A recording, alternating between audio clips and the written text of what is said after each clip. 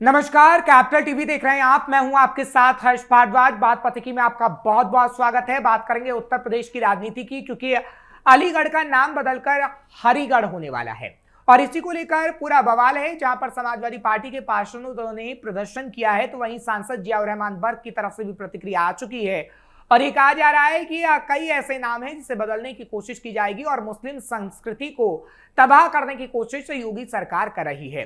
हालांकि बीजेपी नेताओं का अपना इस पे रुख है और वो कह रही है कि कुछ साक्ष्य ऐसे हैं सनातन के जिसे छिपाने की कोशिश संभल में भी की गई और अलीगढ़ में भी समाजवादी पार्टी छिपाने की कोशिश कर रही है और इस पर भारी बवाल हो रहा है। दो खास मेहमान मेरे साथ जुड़े हैं, बीजेपी से बिदु मेनन साहब हैं। बिदु साहब, आपका स्वागत कर रहा हूं। नसीम खान साहब, आपका भी स्वागत है। आप समाजवादी पार्टी के लीडर हैं, आपका भी बहुत बहुत स्वागत है।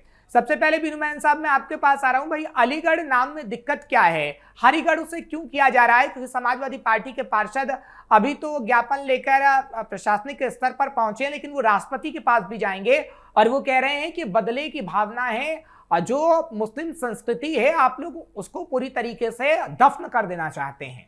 बिदु साहब जी, देखिए, ये भगवान हरि की जन्मभूमि है, ये भगवान श्री राम की जन्मभूमि है। वहां पे अगर हरिगढ़ डाला जा रहा है, नाम बदला जा रहा है, तो इसमें क्या आपत्ति है? मुझे समझ में नहीं आया। देश की धरोहर, देश की कल्चर, इसको अगर अपलिफ्ट करने की कोशिश करते हैं तो इन लोगों को क्या वेदना है, मुझे समझ में नहीं आता।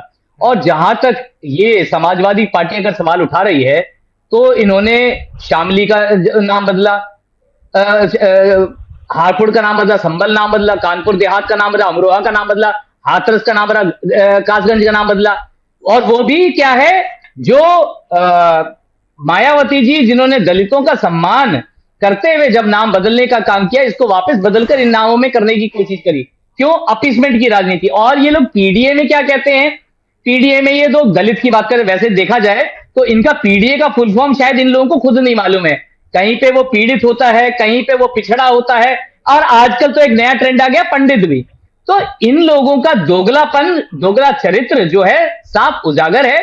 और यहां जहां तक नाम बदलने की बारी है, जहां इस देश की जो संस्कृति है उसको ऊपर रखा जाएगा, उस संस्कृति के अनुसार जो बदलाव होने चाहिए, जो होंगे, उसको करने के हित में भारतीय जनता पार्टी है, इस देश की जनता है, प्रदेश की जनता है। ठीक है। नसीम साहब, आपसे भी पहला कमेंट चाहता हूं, क्योंकि बीजेपी क्लियरेंस दे रही है और वो कह रही है कि संभल में सनातन के साक्ष्य छिपाने की कोशिश की गई। योगी आदित्यनाथ ने निकाला, कूपे हो चाहे फिर मंदिरों को हो, और आज हम देख रहे हैं कि संभल को विश्व पटल पर लाने की कोशिश की जा रही है। अलीगढ़ में भी कुछ ऐसे साक्ष्य छिपे हुए हैं और उसी को निकालने की कोशिश हो रही है और उसका नाम हरिगढ़ किया जा रहा है, तो उसमें दिक्कत क्या है? नसीम साहब देखिए हर्ष भाई, मेरा साफ साफ कहना यह है कि 7 महीने बाद चुनाव है। 7 महीने, 5 से 6-7 महीने के अंदर अंदर उत्तर प्रदेश के अंदर चुनाव। भारतीय जनता पार्टी के पास, जनता के पास जाने के लिए, इस प्रदेश की मतदाताओं के पास जाने के लिए कुछ ऐसा नहीं है कि वो उनके उत्थान के, उनके विकास के, उनके मूलभूत सुविधाओं को जो सहूलत होती है उसको देने के लिए वो कुछ कह सके। उनके पास कोई मुद्दा नहीं है, तो इसलिए वो ऐसी ऐसी बातें लेकर के आ रहे हैं। मैं कह रहा हूं आपसे कि भारतीय जनता पार्टी ने पिछले 10 साल में तो उत्तर प्रदेश के अंदर और तकरीबन 13 साल में भारत के अंदर कुछ नहीं किया, केवल नाम बदलने का काम किया है। मैं ये कहता हूं, नाम बदलने से अगर जो स्थिति सुधरती है, 2 दिन की बरसात में शहर में पानी नहीं भरता है, गड्ढा मुक्त सड़क होती है और पर्चा लीक नहीं होता है, लोगों को रोजगार मिलता है, नौकरी मिलती है, सिलेंडर सस्ता होता है, सिलेंडर के लिए लाइन नहीं लगानी पड़ती। तो ये सब चीजें अगर जो होता है, किसान को उसका गन्ने का रेट उचित मूल्य मिल जाए, मुआवजा उस समय पर मिल जाए, उसको किसान को खाद पूरा मिल जाए, यूरिया के कट्टे में उसकी जो है तोल कम ना हो, उसकी महंगाई ना हो, जो रसोई में काम आने वाली सारी चीजें हैं वो उचित मूल्य पे मिल जाए, सस्ते मूल्य पे मिल जाए। उसके बाद जो है बच्चियों का बलात्कार ना हो, महिला अपराध ना हो, हत्याएं ना हो, अपराधी पुलिस पे बार बार गोली ना चलाए प्रदेश के अंदर। ये सारी चीजें होती हैं, तो नाम बदलने में हमें कोई आपत्ति नहीं है, आप नाम बदल दीजिए।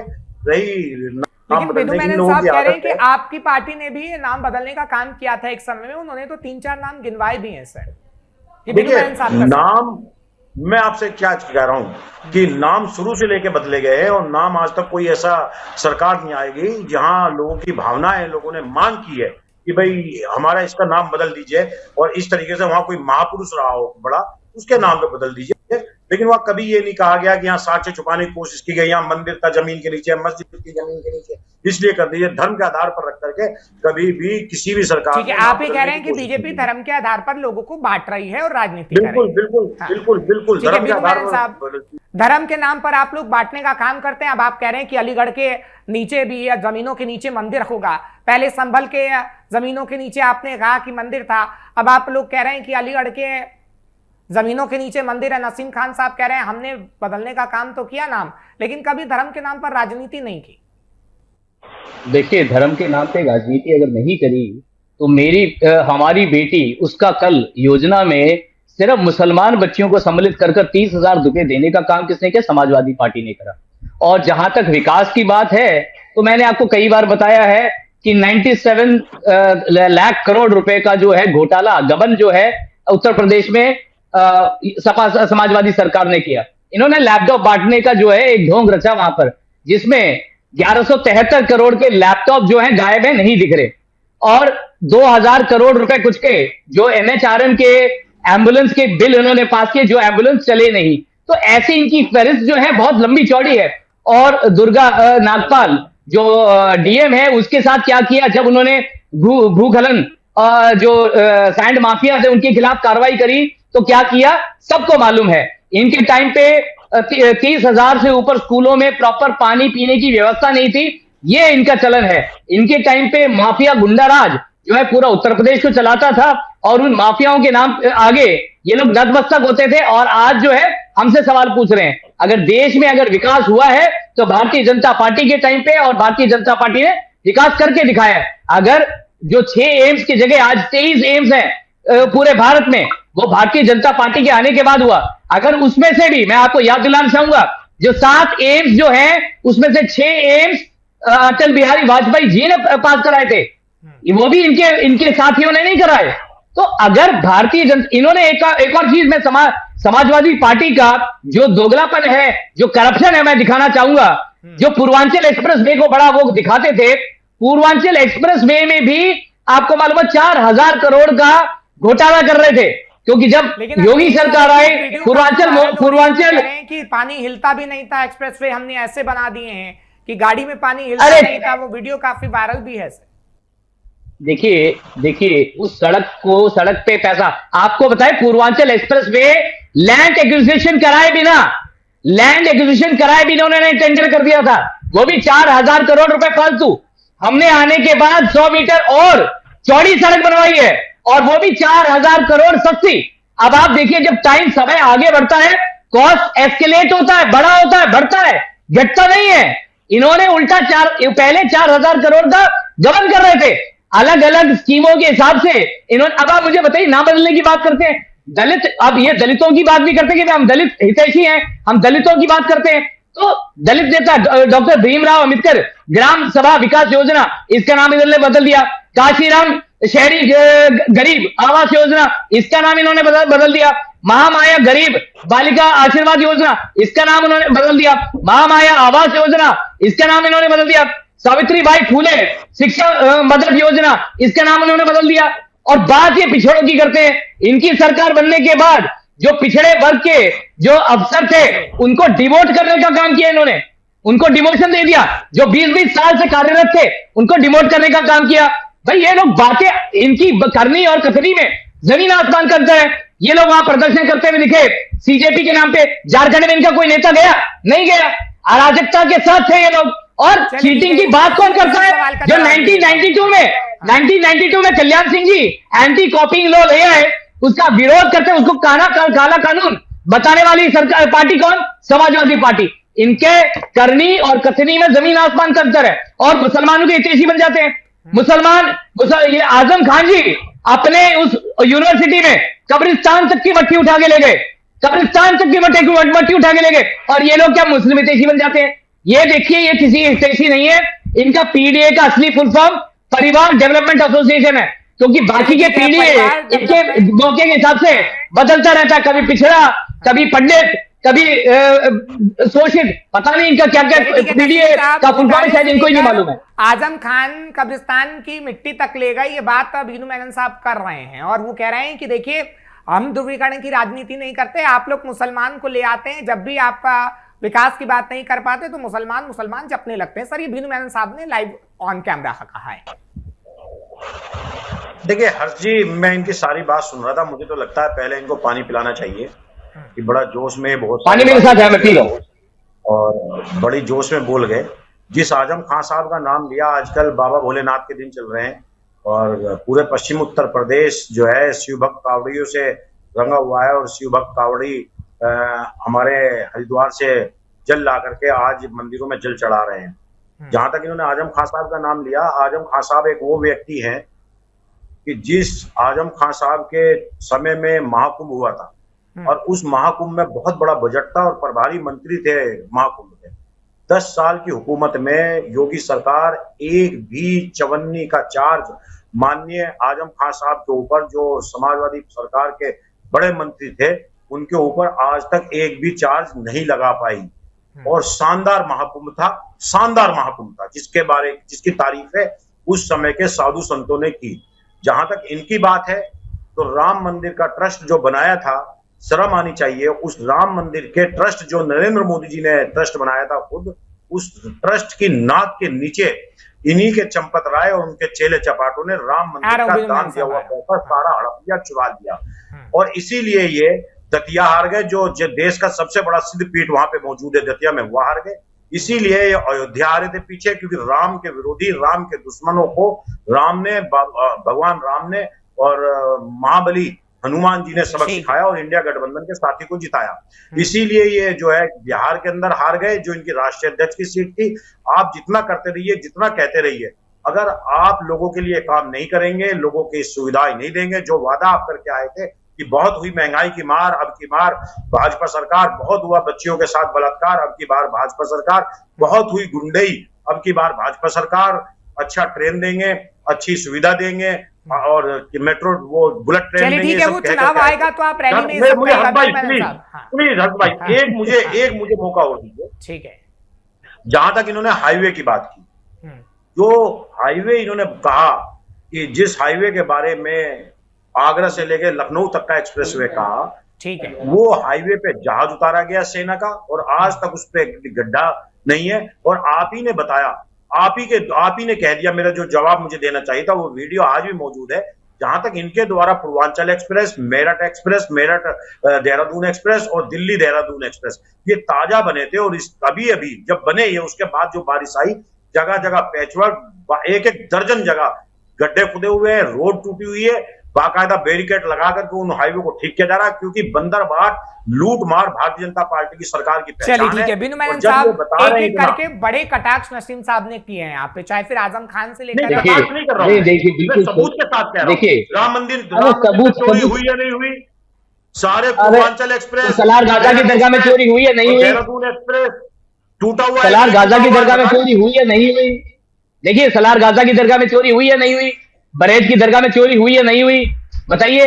और जहाँ पे ये राम मंदिर में चोरी करेंगे आप, राम मंदिर अरे में लो, चोरी करेंगे, अरे ये इस पर भाई, जहाँ पे आपकी आस्था है वहां तो बात नहीं कर रहे भाई। अखिलेश यादव कहाँ से, वो कम्पिटेंट नहीं है ना राम मंदिर के ऊपर सवाल उठाने के लिए। क्या वो राम मंदिर गए आज तक? भाई जहाँ पे जाते हैं उसकी चिंता पहले करें ना, जहां जाते हैं उसकी चिंता पहले करें।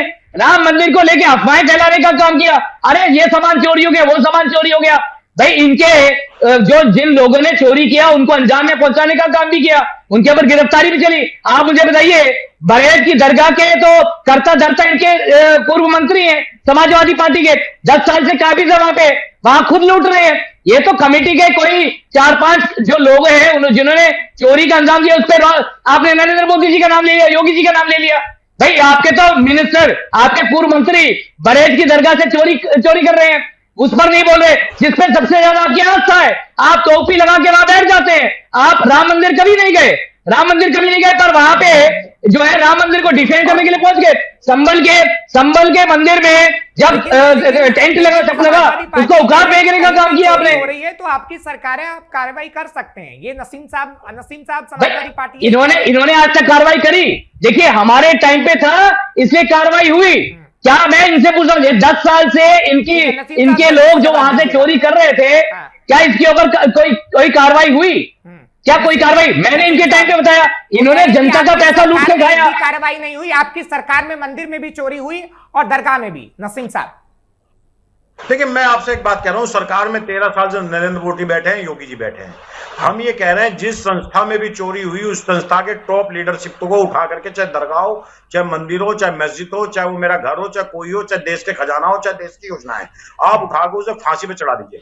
13 साल की सरकार में विपक्ष का कोई नेता ऐसा है जो जेल गया है? बताइए। किसी जो टाइम पे इन्होंने आरोप लगाए थे, ये दरगाह का नाम लेकर के राम मंदिर की चोरी से बचना चाहते हैं। ये राम के चोर है, राम के चंदे में चोरी करने वाले लोग। ये क्या इसलिए आए थे कि दरगाह में चोरी होगी तो हम भी राम मंदिर में चोरेंगे? ये चंपत राय नहीं बच सकते, नपेंद्र मिश्रा नहीं बच सकते, और लाखों हिंदुओं की आस्थाओं पर ठेस पहुंचाई है। आज के समय में हिंदुओं की सबसे बड़ी दुश्मन अगर कोई पार्टी है, जनता पार्टी है। आज के समय में हिंदू से बड़ा नुकसान बार वो यही कह रहे हैं, अगर दरगाह में चोरी हो रही है तो सरकार आपके क्यों नहीं पकड़ते हैं? हिंदू अगर जो खतरे में है तो भारतीय जनता पार्टी के समय में है। इसीलिए आप 80 का दम भरने वाले लोग उत्तर प्रदेश के अंदर 32 पे आकर टिक गए। आप अयोध्या जैसी सीट हार गए, दतिया जैसी हार गए। आपको हिंदुओं के हित की बात कर रहे हो आप, तो 2013 में जो मुजफ्फरनगर कांड में क्या हुआ, दंगे में, आपने 80,000 जो अगर रिलीफ फंड दिए, 90 करोड़ रुपए का जो रिलीफ फंड दिया, किसको दिया? मुसलमान परिवारों को सिर्फ दिया। आपके नेता सब किसमें गए? सिर्फ मुस्लिम कैंप्स में गए। आपको फटकार किसने लगाई? सुप्रीम कोर्ट ने लगाई कि अगर दंगा हुआ है तो हिंदू पक्ष भी है, मुसलमान पक्ष भी है। तब जाकर सुप्रीम कोर्ट के हस्तक्षेप के बाद वहां के हिंदुओं को रिलीफ कैंप का सहूलियत मिली, और आज यहाँ पे बैठ के हिंदू हितैषी बन रहे हैं। आपने वंचित रखा, आपने बेटियों को, हिंदू बेटियों को वंचित रखा, ये कहकर कि मुसलमान की बेटियां हमारी हैं। आपने जब रेप हुए, आपके नेता ने कहा कि लड़कों से गलती हो जाती है। आपने 57 हजार करोड़ रुपए का घोटाला उत्तर प्रदेश में किया। 2000 करोड़ के एम्बुलेंस के पैसा खा गए। लैपटॉप के नाम पे 1173 करोड़ रुपए खा गए। आपके टाइम पे 1600 ऊपर स्कूल जो है उसमें प्रॉपर स्ट्रक्चर नहीं था, किराए के स्ट्रक्चर में इसमें रह रहे थे। आपके टाइम पे करीब 6,62,000 जो बच्चे हैं उनको किताबें नहीं मिली, जो फ्री की किताबें होती, फ्री की यूनिफॉर्म्स होती, वो नहीं मिली। आप बात कर रहे हैं। ठीक है बीनू मेनन साहब, देखिए समाजवादी पार्टी का दिक्कत ये है कि समाजवादी पार्टी अब पूरे सवालों का जवाब देना नहीं जानती, क्योंकि अभी मैंने नसीम खान साहब को सुनते और बोलते तो देखा कि वो मंदिरों की बात करते हैं, लेकिन जब उनका वक्त आता है तो वो शायद चले जाते हैं। और इस तस्वीर को यहाँ लाइव भी हम देख रहे हैं, क्योंकि अगर अब मुसलमानों और हिंदुओं की बात आती है तो कहीं ना कहीं समाजवादी पार्टी अभी मुसलमान और हिंदू दोनों पर बोलने से बच रही है, क्योंकि मुसलमान वोट भी जाने वाला है, हिंदू वोट भी जाने वाला है। नसीम खान साहब, क्या यही है कि मुसलमान वोट बैंक और हिंदू वोट बैंक आप लोगों से खिसक रहा है और इसी वजह से बौखलाहट देखने को मिल रही है? नसीम साहब,